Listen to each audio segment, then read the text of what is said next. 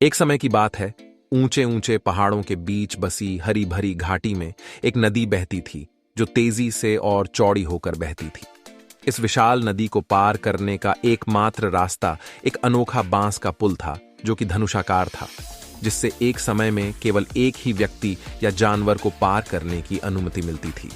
पुल के एक तरफ बस्टर नाम की एक मजबूत भूरी बकरी धैर्यपूर्वक खड़ी थी, जबकि दूसरी तरफ लिली नाम की एक फुर्तीली सफेद बकरी अपनी बारी का इंतजार कर रही थी।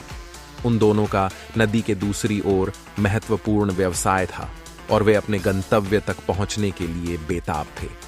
जैसे ही बस्टर ने बांस के पुल पर अपना पहला कदम रखा, उसने देखा कि लिली आ रही है।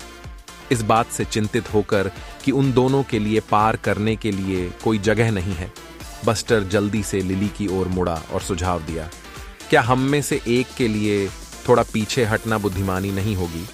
इस तरह हम दोनों सुरक्षित रूप से पुल पार कर सकते हैं।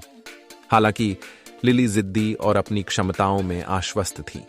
उसने दृढ़ता से अपना सिर हिलाया और जवाब दिया, नहीं, यह मेरा भी पुल है और मुझे इसे पार करने का पूरा अधिकार है। आपको पीछे हटना चाहिए बस्टर।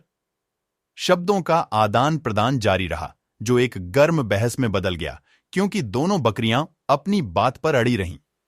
उनकी ऊंची आवाजें घाटी में गूंजती थीं, जिससे आसपास के अन्य जानवरों का ध्यान आकर्षित होता था। दोनों बकरियां जिद्दी होकर आपस में भिड़ गईं। मूर्खतापूर्ण लड़ाई के कारण उनकी असहमति भौतिक हो गई। गुस्से में उनके खुर फिसलन वाले बांस पर फिसल गए और इससे पहले कि वे अपना संतुलन संभाल पाते, बस्टर और लिली दोनों पुल से नीचे बहते पानी में गिर गए।